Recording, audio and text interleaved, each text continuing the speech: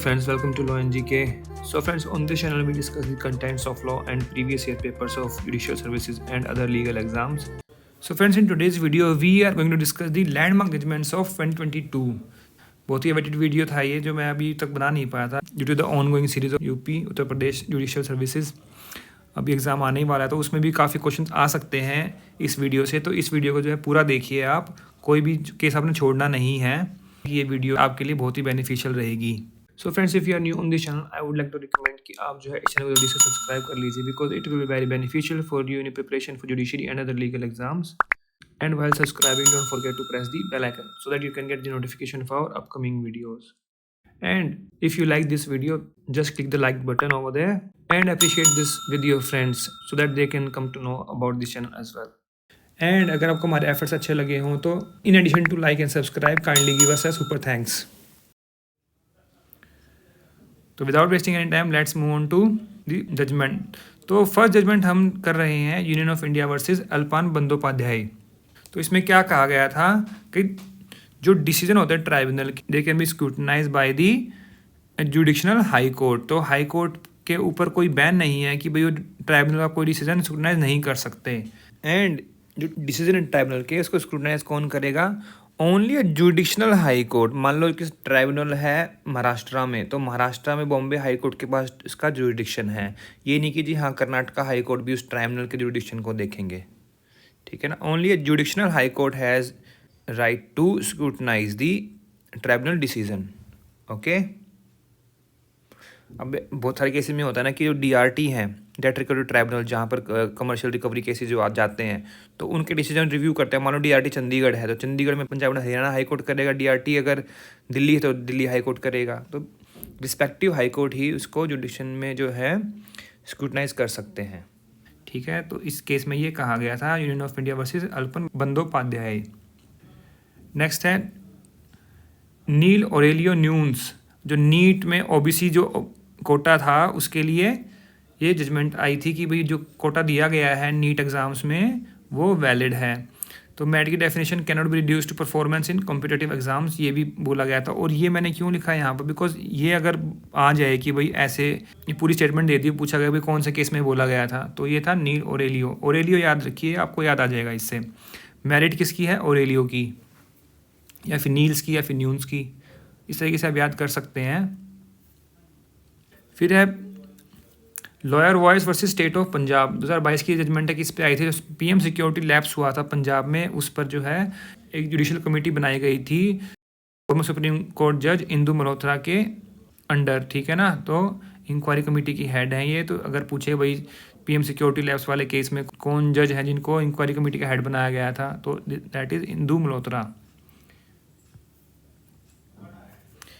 फिर अगली जजमेंट है judgment number 4, Arunachala Gounder versus Ponnusamy, dead by last थी।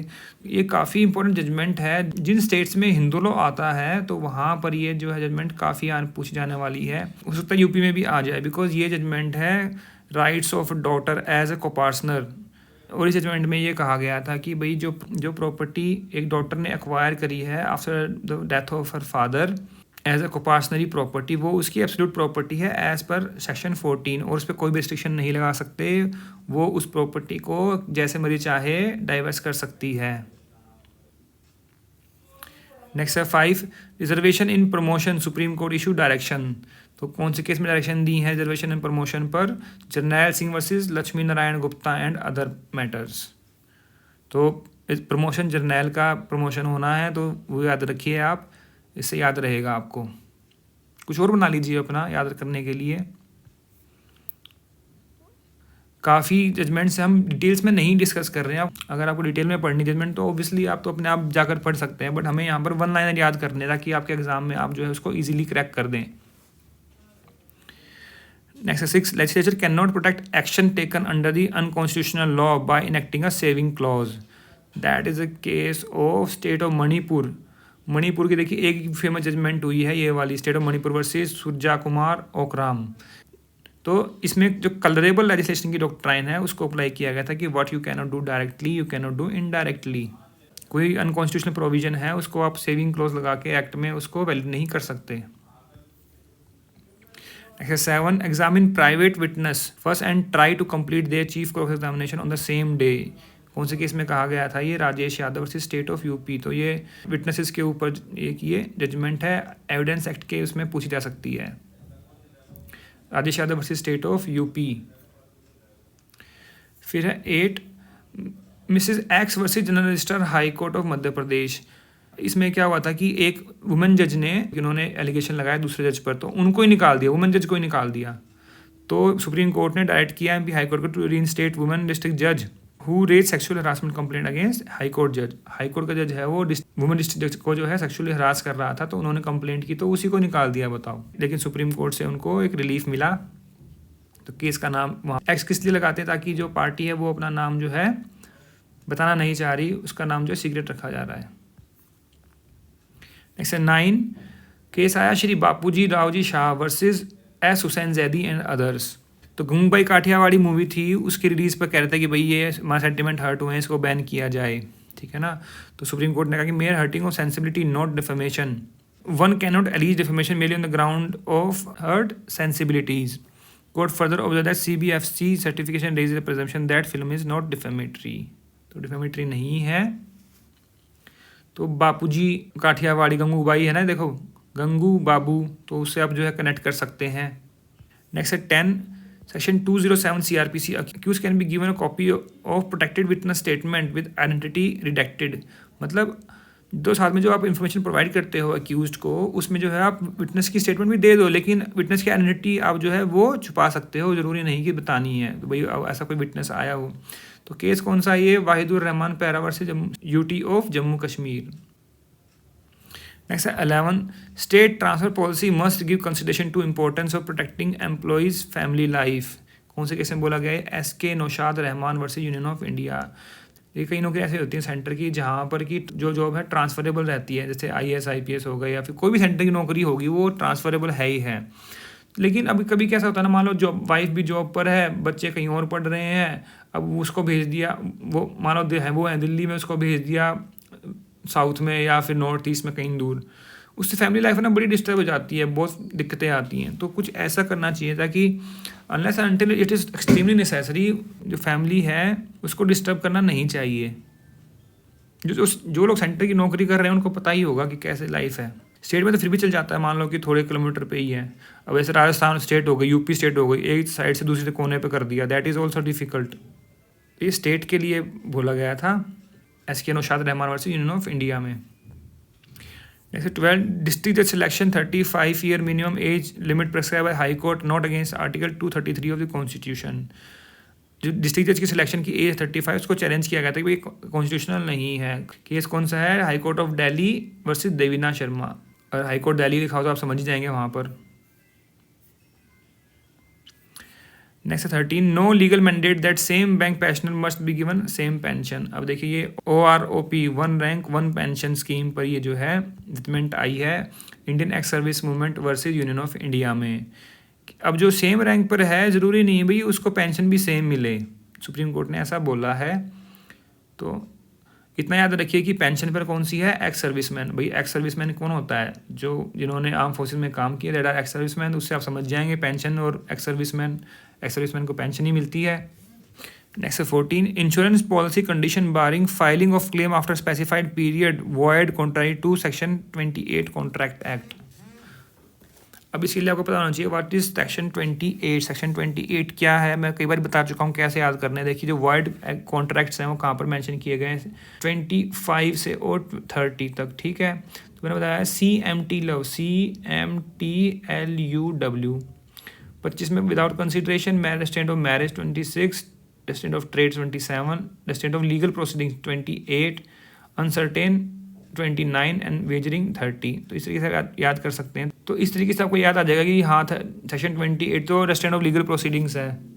तो ओरिएंटल इंश्योरेंस कंपनी लिमिटेड ने जो है संजेश जी का जो पॉलिसी क्लेम है वो डिनाई कर दिया, तो वो पहुंच गए सुप्रीम कोर्ट, हाई कोर्ट से होते होते, ठीक है ना। तो सुप्रीम कोर्ट ने बोला भी ऐसी कंडीशन क्यों लगा रखी है भाई, 90 डेज़ के बाद आया तो उसको क्लेम ही नहीं मिलेगा। घर में बहुत सारी कंडीशन आती है भाई, आदमी जो सदमे से उठने में उसको टाइम लग जाता है, मान लो कि कोई कोमा में चला गया, अब वो उठाई 1 साल बाद 2 साल बाद, ठीक है। किसी को लेप्रेसी का अटैक आ गया, वो उठाई बेड से कई साल बाद, तो क्या करेगा बेचारा वो। ठीक है ना। तो ऐसी कोई भी कंडीशन है वो एज पर सेक्शन 28 जो है वॉइड है। नेक्स्ट 15, BCI में allow person with other jobs to provisionally enrol as advocate on undertaking to resign from job with in 6 months after clearing AIB।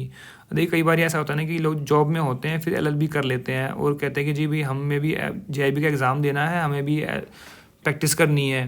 तो पहले अलाउड नहीं था, लेकिन सुप्रीम कोर्ट के इस डिसीजन के बाद कौन सा केस आया, BCI versus twinkle Rahul मंगाऊंकर।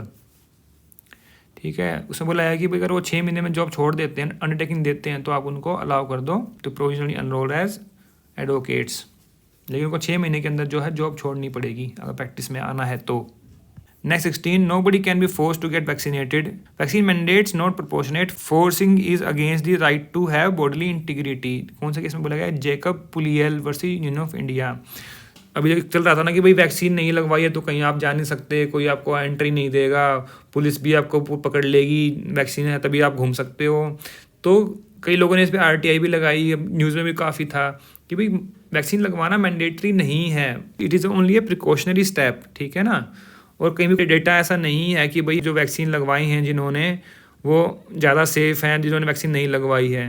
Even अगर आपने कोई वीडियो देखी हो ट्विटर पे या फिर फेसबुक पर आजकल चल रही है, फाइज़र के जो हेड है, जो उनका बॉस है फाइज़र का CEO, उसके पीछे जो कई लोग पड़े हुए हैं, उस वहाँ से कोई डेटा लीक हुआ है कि भाई फाइज़र जो वैक्सीन थी कोविड वाली, उसने वायरस पे कोई इफेक्ट नहीं किया, कोई कम नहीं किया 1% भी, लेकिन फिर भी इतनी हैविली बिलियंस डॉलर्स में उसकी वैक्सीन बिकी है। दिस शोज़ कि भाई कहीं ना कहीं घोटाला है, कोविड ही पूरा स्कैम है। ठीक है, तो ये कोविड के ऊपर ही था ये कि वैक्सीन लगवाना कोई मैंडेटरी नहीं है, भाई जिसकी मर्जी हो वो लगवाओ, इसकी मर्जी नहीं हो ना लगवाओ। ठीक है, जेकब पुलियाल वर्सेस जेकब ने वैक्सीन नहीं लगाई। Next 17, SG Vombatkere versus union of India and दूसरा केस कौन सा है, editors guild of India and others versus union of India. ये 2 केस हैं ये। इसमें क्या बोला गया कि जो सेडिशन लॉ था उसको बेंच में कर दिया, उसमें बोला है कि भाई अभी के लिए इसको बेंच में रखो, सेडिशन लॉ की अभी कोई रिक्वायरमेंट नहीं है। ठीक है ना, सेडिशन लॉ पे कोई अरेस्ट नहीं कर सकता।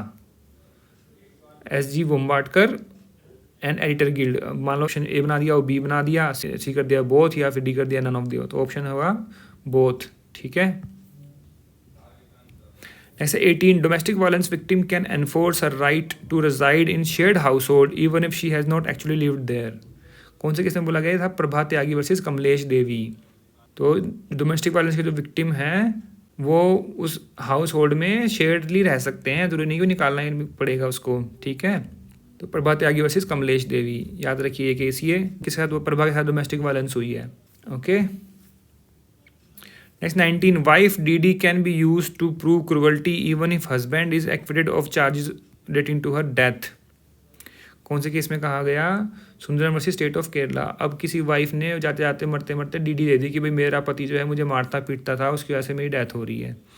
हो सकता है कि भाई उस टाइम पर हस्बैंड वहाँ पर ना हो, उसकी डेथ से उसका उस टाइम पर कॉजल कनेक्शन ना बना हो, बट जो DD दे के गई है उससे क्रूअल्टी तो प्रूव हो रही है ना। तो Sundaram versus state of Kerala, Kerala में क्रूअल्टी हुई। तो अब आप इसको इस तरीके से याद कर सकते हैं।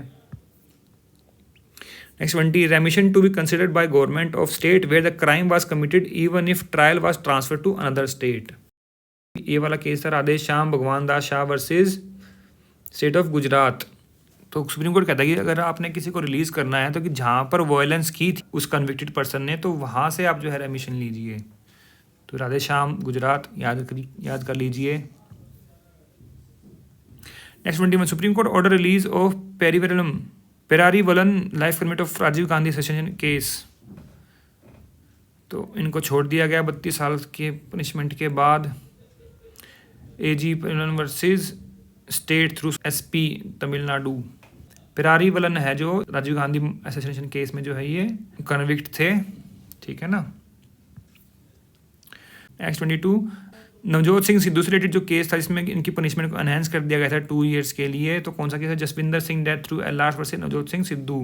और इसी केस में कहा गया था कि even hands can be a weapon. ठीक है ना, कि भाई आप किसी को हाथ से भी तो मार सकते हो, किसी को मान लो ऐसा कोई कमज़ोर आदमी है उसको आपने मुक्का मार दिया, वो मर गया। ठीक है, तो आपको पता कि भाई कमज़ोर है, ना पता हो that is different thing. But culpable homicide तो हो ही गया ना। Next 23, death penalty trial court must elicit information from state and accused on mitigating circumstances. Supreme court ने गाइडलाइंस इशू की हैं कौन से केस में, Manoj and others versus state of Madhya Pradesh में। तो भाई डेथ पेनल्टी देनी है तो पहले दोनों एक फैक्टर्स हैं वो देखने पड़ेंगे। सुप्रीम कोर्ट ने गाइडलाइन इशू की है, गाइडलाइंस आप देख सकते हैं केस को ओपन करके, ठीक है, सर्च मारिए मिल जाएगा आपको case. Next 24, democracy can never be a police state. Supreme court ने कहा इंपॉर्टेंस ऑफ बेल पर, बेल के इशू और प्रिवेंट अननेसेसरी अरेस्ट पर जो है गाइडलाइन दी है। कौन सा केस, सुरेंद्र कुमार अंतर्वर्ती CBI। इसका जनरल प्रिंसिपल ऑफ बेल क्या है, bail is a general right and arrest is an exception.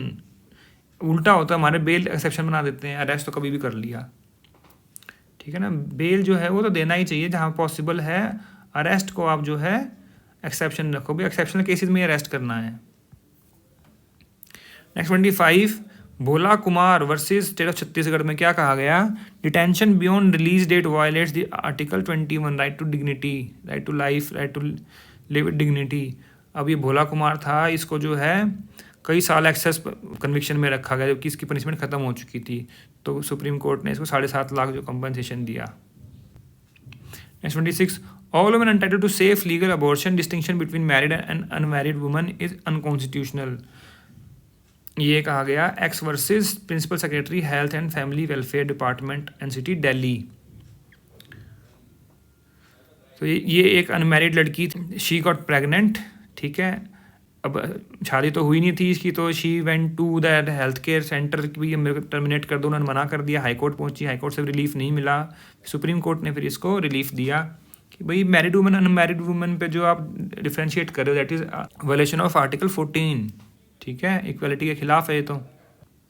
Next 27, supreme court directs pay hike for judicial officers as per judicial pay commission. देखिए ये आप लोगों के लिए बहुत इंपॉर्टेंट है क्योंकि कुछ जज बनने जा रहे हैं, बने हुए हैं, उनको अरियर्स मिलेंगे 2016 से, बैक डेट से, ठीक है ना। और जुडिशियल पे कमीशन जो नया लागू हो चुका है, अब नए रेट से जो है सैलरी मिलेगी। कौन सा केस था, ऑल इंडिया जजेस association versus union of India, okay. Next 28, mother can give surname of second husband to child after death of biological father. तो अकेला ललिता वर्सेस श्रीकोंडा हनुमंतराव ये केस था, इसमें कहा गया सुप्रीम कोर्ट ने बोला कि भाई अगर फादर की डेथ हो गई, वाइफ ने दूसरी शादी कर ली, तो दूसरी जो फादर है उसका सरनेम ले सकता है बच्चा, उसको सरनेम दे सकते हैं, ठीक है ना। तो ये केस हुआ था, जो वाइफ थी उसने अपने बच्चे को दूसरा नया वाला सरनेम जो है वो लगवा दिया, चेंज करवा दिया पुराने वाले सरनेम से, ठीक है। तो सुप्रीम कोर्ट ने इसको अलाउ किया, भाई आफ्टर डेथ हो गई तो लगा सकता है, फिर अगर वो है अभी तक तो क्यों लगाएंगे। Next 29, Jaiprakash Tiwari versus state of Madhya Pradesh, ये भी बड़ा इंपॉर्टेंट केस है। What is section 313 of CRPC, बताओ जरा जल्दी जल्दी, सोचो दिमाग में क्या है 313। ये है कोर्ट विटनेस, कोर्ट जो है अक्यूज को एग्जामिन कर सकती है, ठीक है ना, दैट इज 313। अब इसमें सुप्रीम कोर्ट ने क्या कहा कि all adverse evidences should be put on question, avoid bundling circumstances together with only single opportunity to explain. भाई अब सारे इकट्ठे आपने क्वेश्चन पूछ दिए, एक ही उसको अपॉर्चुनिटी दी, वो कैसे करेगा। तो एक टाइम में जो है एक ही क्वेश्चन पूछा जाए, कहने का मतलब ये है कि कोई मान लो एक मैटर चल रहा है, मान लो कई सारे मैटर है, एक मैटर को आप एक ही बार पूछो ना, उस पर करो एग्जामिनेशन करने दो उसको, तो अक्यूज को मौका होना चाहिए। जो भी एडवर्स एविडेंस आए हैं उनको आप एज अ क्वेश्चन आप ले सकते हो, पूछ सकते हो। Jayprakash Tiwari versus state of Madhya Pradesh. Next 30, hold in camera trial in all sexual harassment cases apart from rape cases, disallow question on sexual history. Magistrate should order police investigation when cognizable offences prima facie found, especially in sexual offences। कौन सा case है, XYZ versus state of Madhya प्रदेश। जहाँ भी XYZ हो ना तो वहाँ पर तो मतलब सेक्सुअल हरासमेंट का ही या फिर सेक्सुअल रिलेटेड कोई केस है, ये ध्यान रखिएगा आप, बिकॉज ऐसे ही केसेस में जो है नाम छुपाया जाता है। Next 31, when there are contradictory dying declaration which one to accept. Supreme court ने इसमें गाइडलाइन दी है, कौन सा केस है, मक्खन Singh versus state of Haryana. ये जो है इस बार यूपी के पेपर में भी आ सकता है एंड इवन हरियाणा दिल्ली के पेपर में पूछ सकते हैं, ये बहुत ही इंपॉर्टेंट जजमेंट है। ये मैंने सारी लिखी नहीं है बट आप जो है इस केस को जरा देखिए, पढ़िए, बहुत ही इंपॉर्टेंट जजमेंट है ये।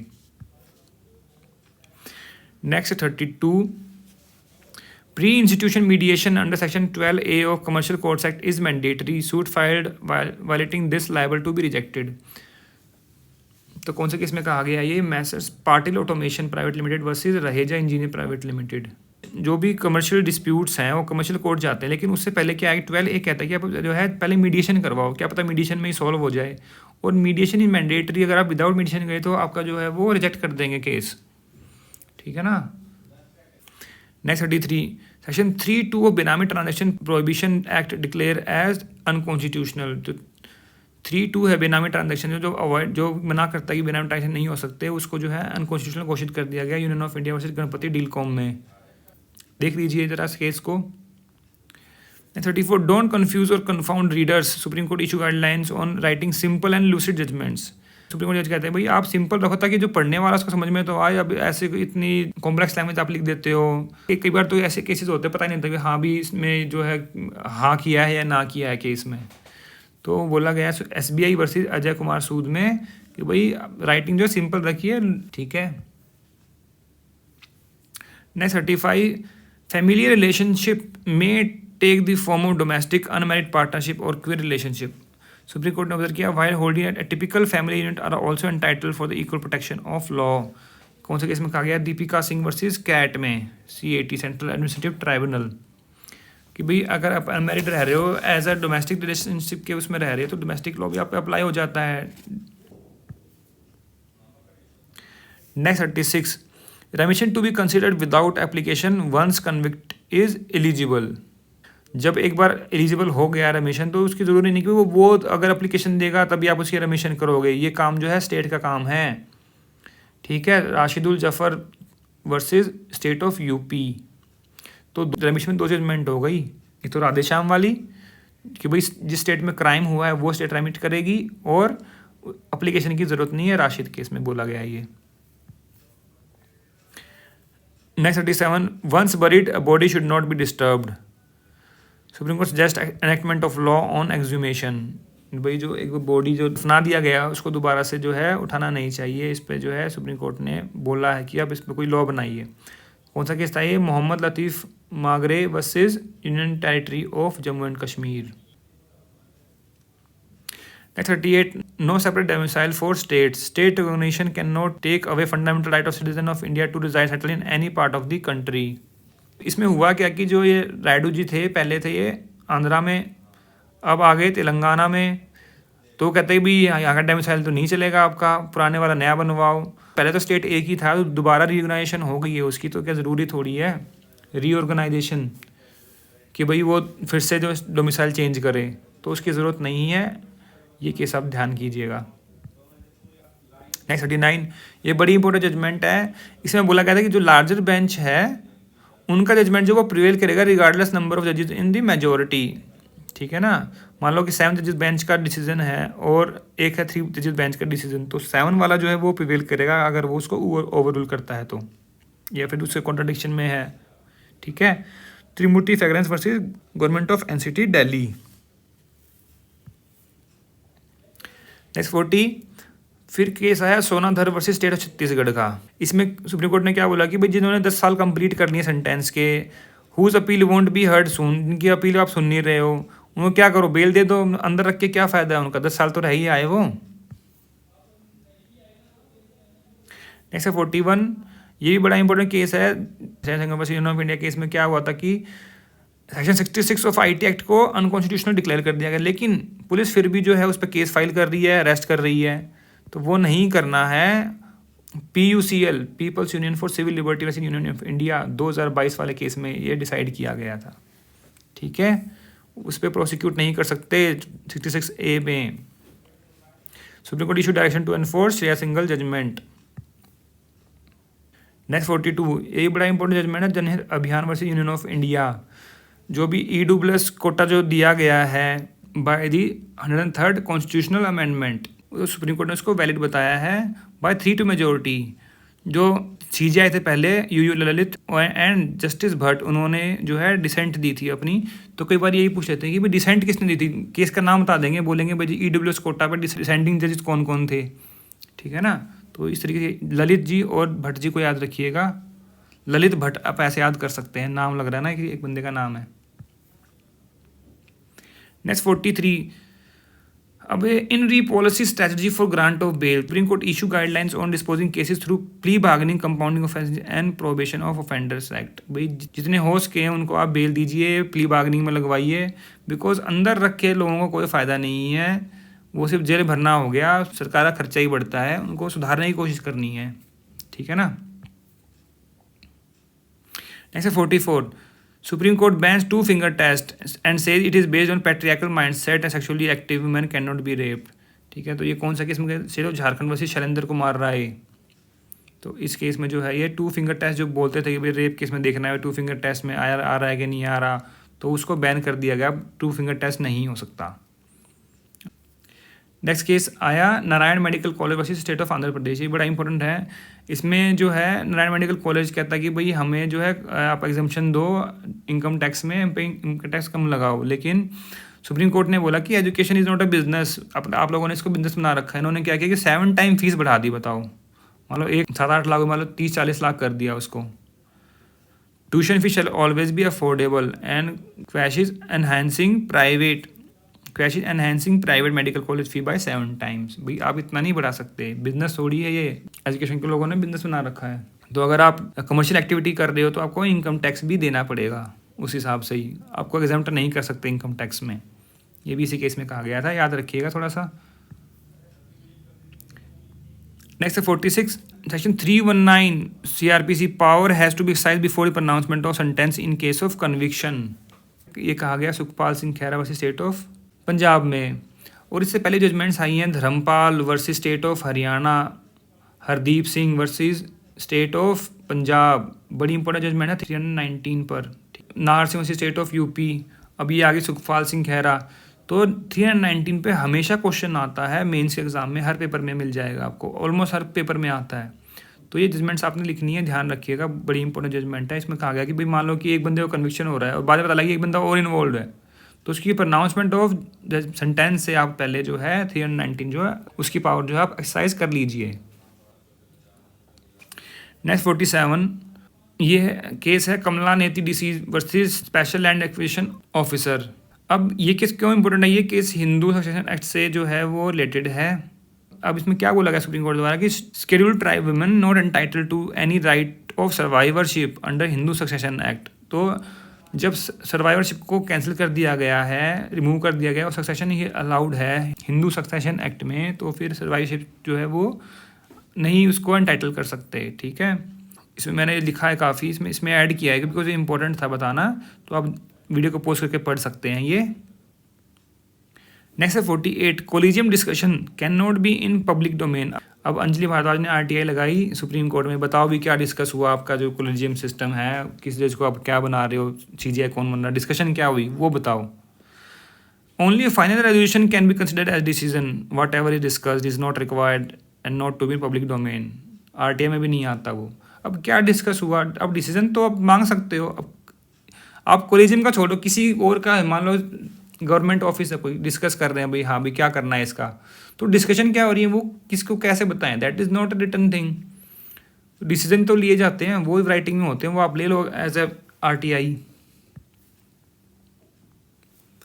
Next 49, Vivek Narayan Sharma versus union of India. बड़ा ही इंपॉर्टेंट जजमेंट है, रिसेंटली आया है डिमोनेटाइजेशन पे। विवेक नारायण ने बोला कि डिमोनेटाइजेशन जो है वो अनकॉन्स्टिट्यूशनल था, लेकिन इसको 4-1 मेजोरिटी से जो है कॉन्स्टिट्यूशनल बता दिया गया। अब इस केस में पूछ सकते हैं कि डिसेंडिंग जज कौन था, तो डिसेंडिंग जज थे जस्टिस BV नागारत्ना, जो लेडी जज हैं उन्होंने भी डिसेंट दी थी। ये पूछ सकते हैं डिसेंटिंग जज कौन थे, बिकॉज 4-1 की मेजोरिटी है, मेजोरिटी ही पूछ सकते हैं कि मेजोरिटी कितनी थी 4-1 की। नेक्स्ट है 50, Bhagya Uday cooperative bank versus Ravindra Balkrishna Patel, this is through his LRs। तो इस केस में क्या बोला है कि execution court should attach the debt under order 21 rule 46 before proceeding against the garnishee. भाई गार्निशी के अगेंस्ट जो है अगर आप जा रहे हो तो उससे पहले आप जो है डेट है उसको तो अटैच करो, डेट को अटैच करके आप गार्निशी को ऑर्डर दोगे, ये नहीं पहले ही गार्निशी को ऑर्डर दे दिया। मान लो A ने B से डेट लिया हुआ है और A के खिलाफ कोई डिक्री आ गई, अब ये क्या, मैंने तो B से लेने आप मुझसे ले लो, ठीक है, या फिर जो कोर्ट बताएगा जी हाँ जी उसके पास पैसे हैं इसके, उसको बोलेगा भी गारनिशी। पहले जो डेट है, जो डेट जो एग्रीमेंट है डेट का, उसको तो आप अटैच करो कि भाई वो अटैच हो गया, अब जो है नोटिस टू गारनिशी करो कि वो पैसे जो है कोर्ट में जमा करे। नेक्स्ट 51 केस आया लुको जकारिया वर्सेस जोसेफ। बहुत इंपॉर्टेंट जजमेंट है ये सीआरपीसी के पर्सपेक्टिव से। कैसे? इस केस में डिस्टिंक्शन बताई गई सेक्शन 173 सबसेक्शन 2 एंड सबसेक्शन 8 में। इसमें कहा गया it is thereafter the magistrate would have to take consider view according to the law where there a ground for presuming the person named as accused has been committed an offence और not. एक आपने जो है chargesheet file कर दी और उसके बाद further investigation हुई, उसमें सप्लीमेंट्री जो है चार्जशीट आई। सुप्रीम कोर्ट कहता है कि जो चार्जशीट आप दे रहे हो, जो रिपोर्ट दे रहे हो, पुलिस रिपोर्ट दे रहे हो, तो उसमें कोई डिफरेंस नहीं है, वो तो उसी का ही तो पार्ट है। ये नहीं कि भाई आप उसको कम इंपॉर्टेंस दोगे, इसको जो मेन वाले को ज़्यादा इंपॉर्टेंस दोगे, दोनों को आपने बराबर देखना है। कोई भी डिस्टिंक्शन करना है इन दोनों में, that is unconstitutional. Okay, next 52 case आया Kishore Madhukar Pinglikar versus automatic research association of India. क्यों इंपॉर्टेंट है? इस केस में बोला है कि ऑटोमेटिक रिसर्च एसोसिएशन है that is not a state as per article 12। ठीक है, इससे पहले जो केसेस आए हैं, कौन कौन से केस आए हैं? Pradeep Kumar Biswas versus IICB, Indian institute of chemical biology. सबसे इंपॉर्टेंट जजमेंट है 2 पे। इसमें जो है गाइडलाइंस ले डाउन की कौन स्टेट हो सकता है, कौन नहीं हो सकता। ठीक है ना, कि भाई फॉर्मेशन ऑफ बॉडी होनी चाहिए, ऑब्जेक्ट फंक्शन गवर्नमेंट वाला होना चाहिए, मैनेजमेंट कंट्रोल गवर्नमेंट के पास होना चाहिए, फाइनेंशियल एड होना चाहिए। तो मैंने लिखा हुआ है यहाँ पर, बताया है, आप इसको जो है वीडियो पोस्ट करके देख सकते हैं। उससे पहले जो केस आए थे अजय हसिया और ये जो आर.डी. शेट्टी के थे, इन सबको रिट्रेट किया गया। ठीक है, या वीडियो पोस्ट कीजिए और देख लीजिए।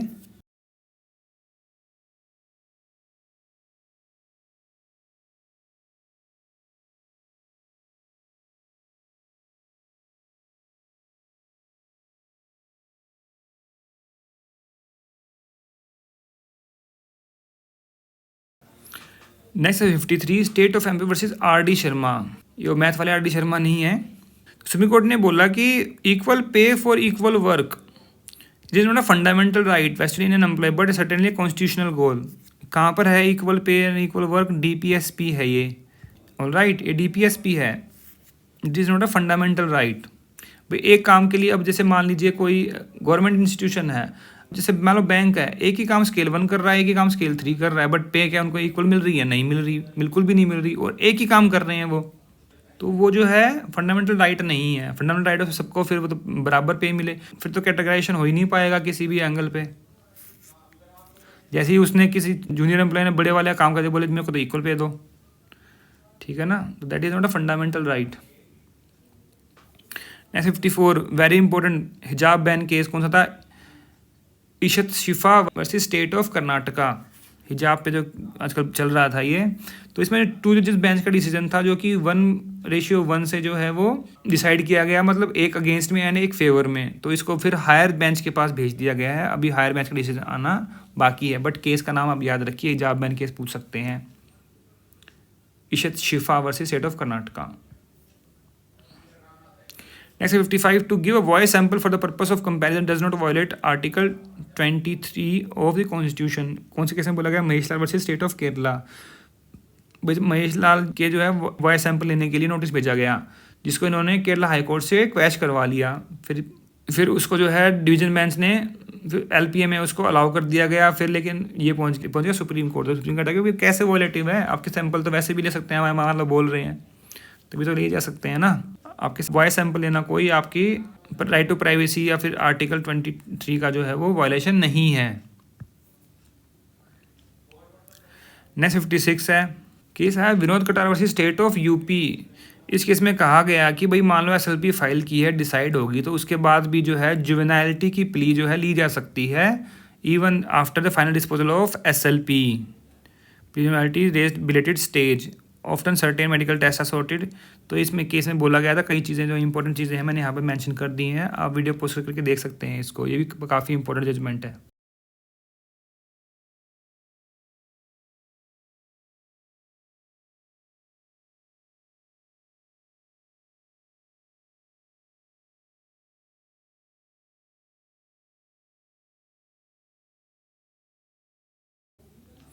Next 57, supreme court emphasise on the significance facilitating safe environment for recording of evidence of vulnerable witnesses. और सुप्रीम कोर्ट ने बोला कि वल्नरेबल विटनेसेस में कौन कौन आ गई, even it includes child witness. कौन सा कहता है, Smriti Tukaram Badade versus state of Maharashtra. बहुत ही इंपॉर्टेंट जजमेंट है ये वल्नरेबल विटनेसेस पर, ठीक है, बहुत ही इंपॉर्टेंट है ये एविडेंस एक्ट में। देख लीजिए आप, उसको मैंने लिखा है थोड़ा सा इसके बारे में।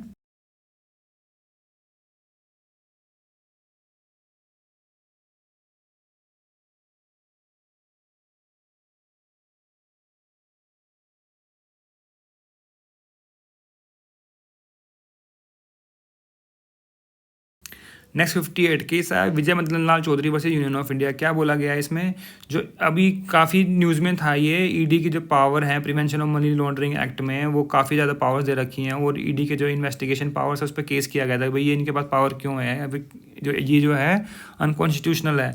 तो सुप्रीम कोर्ट ने बोला कि ED did not possess police powers and as result did not have to follow police procedure when conducting an inquiry, however they have vast power for investigation. So the reverse burden of proof to receive bail was justified in order to counter heinous crime of money laundering। तो supreme court काफ़ी सख्त है money laundering वाले cases पर। तो Vijay Madan Lal Chaudhary ED वाला केस। Next 59, supreme court held that the resolution to suspend MLA beyond session is unconstitutional. अभी जो एक केस चला था, ये जो उद्धव वर्सेस शिंदे चल रहा था ना महाराष्ट्र में, Ashish Shelar and others versus Maharashtra legislative assembly, जो 12 एमएलए थे उनको जो है सस्पेंड कर दिया गया था विदाउट लिसनिंग दैम, जबकि असेंबली सेशन में नहीं थी। तो सुप्रीम कोर्ट ने बोला कि भाई असेंबली सेशन में नहीं है तो वो रिप्रेजेंटेशन कैसे देंगे अपना, दैट इज़ अनकॉन्स्टिट्यूशनल। उनको आप ऐसे ही legally and beyond the power जो है सस्पेंड नहीं कर सकते। Next 60, Madhya Pradesh high court advocate bar association versus union of India case आया। क्या कहते हैं भाई, जो NGT tribunal does not out the jurisdiction of high court, direct appeals from NGT to supreme court do not undermine high courts. Because NGT की जो appeal जाती है ना, जीती जाती हैं सुप्रीम कोर्ट के पास, और इस केस में ये कहते हैं कि भाई अब आपके पास डायरेक्ट जाएंगे एनजीटी की अपील, तो फिर हाई कोर्ट का क्या है उसमें रोल रह गया। तो हाई कोर्ट के पास अपनी अलग पावर, उनका अलग जुडिक्शन है, एनजीटी का अपना अलग जुडिक्शन है। तो जो डायरेक्ट अपील कर रहे हैं एनजीटी से सुप्रीम कोर्ट में, वो हाई कोर्ट के पावर को अंडरमाइन थोड़ी कर रही हैं। That is not undermining of high courts power. This is also an important judgment. So friends, यहाँ पर हमने ये 60 जजमेंट्स जो हैं वो लैंडमार्क जजमेंट्स ऑफ 2022 वो डिस्कस किए हैं। जजमेंट्स तो काफ़ी है, but we try to give you only the important judgments और भी काफ़ी हो सकता है कि इन्हीं 60 में से मान लो 6 ही पूछ ली, 10% आई एम सेइंग, तो तब भी आपके 6 नंबर तो बन ही गए। तो ये ज़रूर कीजिएगा। इनसे मैं कहता हूँ कि 5 क्वेश्चन तो आपके आएंगे ही आएंगे इन जजमेंट से। तो इन जजमेंट्स को करना ना भूलिए। सिर्फ 40 मिनट की ये वीडियो है, and I try to keep it as brief as possible. जितना ब्रीफ हो सकता था भाई, हाँ भाई हमने 1 लाइनर टाइप में जो है ये किए हैं। डिटेल में जाने का फ़ायदा नहीं, बिकॉज बहुत लंबी वीडियो हो जाती है और आप लोगों के पास इतना टाइम नहीं है, और डिटेल में पढ़ना है तो आप ऑब्वियसली केस का नाम निकाल खुद भी पढ़ सकते हैं। एंड जो भी आप जजमेंट देखते हैं, जो भी वीडियोस आप देखते हैं, आई एम श्योर कि आप जो है और भी जगह यूट्यूब पर देख रहे होंगे जिन्होंने लैंडमार्क जजमेंट्स जो है आप डाली हुई हैं, तो इनको आप जो है एक बार ही वेरीफाई ज़रूर कीजिए। बिकॉज मैंने देखा है कई जगह कि कई लोग जो हैं किसी के नाम भी गलत बता रहे हैं, तो दैट शुड नॉट हैपन। तो आप जो है अपने आप से ज़रूर वेरीफाई कीजिए। अगर आपको जजमेंट पढ़नी है तो जजमेंट जो है आप खुद से निकाल के पढ़िए। अगर आपको इसमें कोई कमी लगी हो, कोई सजेशन हो, एडवाइस हो, तो आप कमेंट सेक्शन में जाकर भी लिख सकते हैं। We always appreciate your comments and feedback. And friends, if you like the efforts kindly give a super thanks, minimum stars for 20। And अगर आपको वीडियो अच्छी लगी इसको जरूर लाइक कीजिएगा, and don't forget to subscribe our channel, and while subscribing don't forget to press the bell icon so that you can get the notification of our upcoming videos. So friends, thanks very much for watching this video. Thank you.